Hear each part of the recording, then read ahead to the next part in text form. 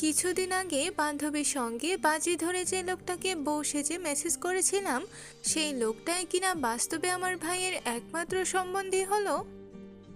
তাও আবার যেই সেই মানুষ না, সোজা নেভির লেফটেন্যান্ট কমান্ডার তাজধীর শেখ আজান। ভাবতে পারছিস এখন আমার কি হবে? ভাইয়ের গায়ে হলুদের দিন বান্ধবীরা ট্রুথ অ্যান্ড ডেয়ার খেলতে খেলতেই ওদের কথায় পড়ে আমি লোকটার কাছে মজা করে একের পর এক মেসেজ পাঠিয়েছি। ইস, কি কি মেসেজই না করেছি তখন, ভাবতেই তো লজ্জায় মাথা কাটা যাচ্ছে আমার। এখন যদি সে লোকটা গিয়ে ওর বোনকে কিংবা আমার ভাইকে সব বলে দেয় আমি কি কি মেসেজ করেছিলাম, তখন আমার অবস্থা কি হবে বুঝতে পারছি। প্রিয়ন্তীর কথায় ফোনের ওপাশ থেকে কিছুক্ষণ নীরবতা ভেসে এলো। অপর প্রান্তের ব্যক্তিটি কি বলবে ঠিক ভেবে পাচ্ছিল না। শেষে কোনো রকম ওকে সান্ত্বনা দিয়ে বলল, তুই কি শিওর উনি সেই লোক? মেয়েটা হতাশ প্রত্যুত্তর করল, শিওর না হয়ে বলছি, ভাবিদের বাড়িতে ঢুকতেই তো দেওয়ালে ওনার একটা বড় ছবি দেখলাম, যে ছবিটা সেদিন ফেসবুকে প্রোফাইল ছিল ঠিক সেটাই। ওপাশ থেকে উত্তর এলো দ্রুত, কেন তুই আগে জানতিস না যে তোর ভাবির বড় ভাই হন সে? জানলে কি আর এমন ভুল করার মতো মহা ভুল করতাম রে? শুনেছি লোকটা নাকি এবার ছুটিতে বাড়িতেও এসেছে। যদি আমাকে দেখে চিনে ফেলে আর ভাইয়াকে গিয়ে সব বলে দেয়, তখন আমার কি হবে জানিস? ভাইয়া সবার সামনে আমাকে ধরে ইচ্ছে মতো ঠ্যাঙাবে, আত্মীয় তাত্মীয় মানবে না এক চুলো। আচ্ছা, সে তোকে চিনবে কিভাবে? তোকে তো দেখেনি, তুই তো ফেক আইডি দিয়ে মেসেজ করেছিলি তাই না? এখন এটা বলিস না যে অরিজিনাল আইডিতেই করেছিলি। প্রিয়ন্তী ক্ষীণ গলায় বলল, অরিজিনালই তো ছিল। উপাস থেকে একরাশ হতাশা ঝরে পড়ল সঙ্গে সঙ্গেই। বলল হাপুত্তাস করে, এবার আর তোকে কে বাঁচাবে চান্দু? শুনেছি এই অফিসাররা খুব অ্যাংরি মাইন্ডের হয়, ইগো নাকি আকাশচুম্বী। ওনার ইগোতে যদি লেগে যায় তাহলে আজ তোর আর রক্ষে নেই, ধরে রাখ। তবে একটা কাজ করতে পারিস, লোকটা তো তোকে দেখেনি এখনো, তার আগেই না হয় তুই এই বাড়ি থেকে কেটে পড়। প্রিয়ন্তী ঘড়ির কাঁটার দিকে তাকালো, রাত 1টা পেরিয়ে গেছে ইতিমধ্যে। এই সময়ে বাড়ি ফেরা অসম্ভবই প্রায়। ওদের বাসায় যেতেই তো লাগবে 2-3 ঘন্টা, তারপর আবার মধ্যরাত। এত রাতে তো যেতেও পারবো না রে। তাহলে আজকে কোনো রকম গা ঢাকা দিয়ে থাক, কাল সকালে লোকটাতে দেখার আগেই কেটে পড়িস। এছাড়া তো আর কোনো উপায় দেখছি না। বান্ধবীর শেষ কথাটা প্রিয়ন্তীর মনে গাঁথল, সায় মিলিয়ে জানালো তাতে, হ্যাঁ সেটাই ভালো। আজ না হয় কোনো রকমে লুকিয়ে থাকি রুমে, সকাল হলেই এই বাড়ি থেকে আমাকে আর পাই কে? কেন, আমাকে ডাক্তার দেখাবেন না মিস প্রিয়ন্তী? অমনি পিছন থেকে ভারী পুরুষালী গমগমে সুরে অন্তরাত্মা কেঁপে উঠল প্রিয়ন্তীর। ফ্যাকাশে মুখখানা চুপসে গেল পুরো দমে, গলা শুকিয়ে কাঠ হলো। ফোনটা কানে চেপে ধরে থাকলো ওভাবেই। ওপাশ থেকে মনে হলো ওর বান্ধবীও কণ্ঠস্বরটা শুনেছে। তাই তো সঙ্গে সঙ্গেই টুটটুট শব্দে কেটে গেল লাইনটা। তবুও ঘাড় ফেরানোর সাহস হলো না প্রিয়ন্তীর। আমি তো এবার বেশ লম্বা ছুটিতে এসেছি। ভেবেছিলাম আপনি আমাকে আমার গোপন রোগের জন্য ডাক্তার দেখাবেন, তাই ভাবলাম ডাক্তারটা না হয় দেখিয়েই যাই। তা আপনার বাচ্চা কাচ্চাদের তো দেখতে পাচ্ছি না, ওরা কোথায়? রাত তো অনেক হয়েছে, নিশ্চয়ই ঘুমিয়ে পড়েছে তাই না?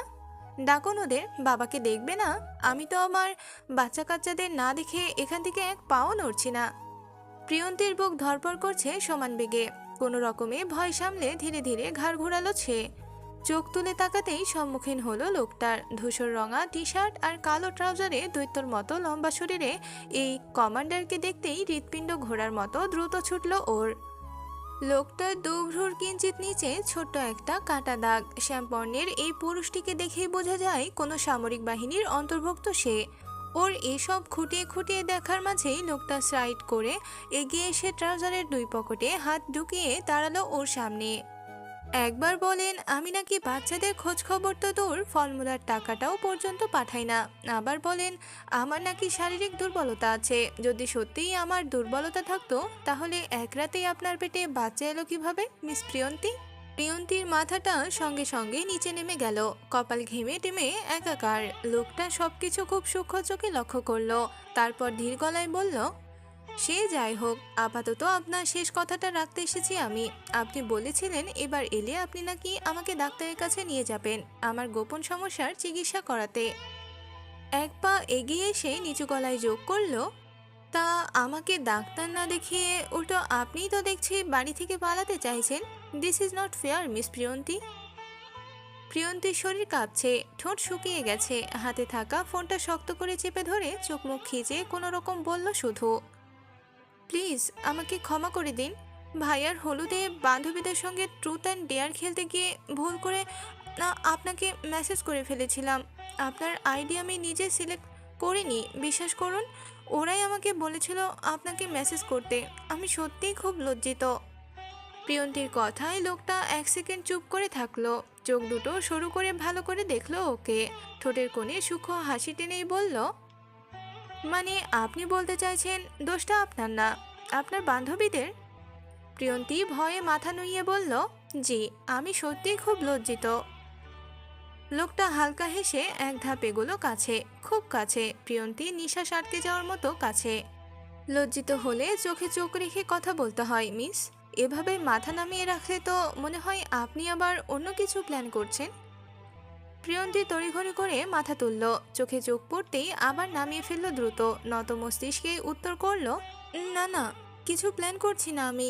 লোকটা ভ্রু তুলল সামান্য, বলল, তাহলে ভয় পাচ্ছেন নাকি আমাকে? আমাকে দেখে? কেন? প্রিয়ন্তী কাপা গলায় বলল, জি মানে আমি আপনার সঙ্গে ওই সব। লোকটা হেসে ফেলল, শব্দ করেই হাসলো, এরপর বলল, ওইসব মানে? এক রাতে বাচ্চা, দুধের টাকা, গোপন রোগ, সেই সব? প্রিয়ন্তীর মুখ লাল হলো লজ্জায়, মিয়ে গেল মেয়েটা এবার, নিচু স্বরে বলল, প্লিজ এসব আর বলবেন না। লোকটা ইচ্ছে করে আরও একটু টিজিং টোনে বলল, কেন? তখন তো খুব সাহসী ছিলেন, তাহলে এখন এত ঘাবড়াচ্ছেন কেন?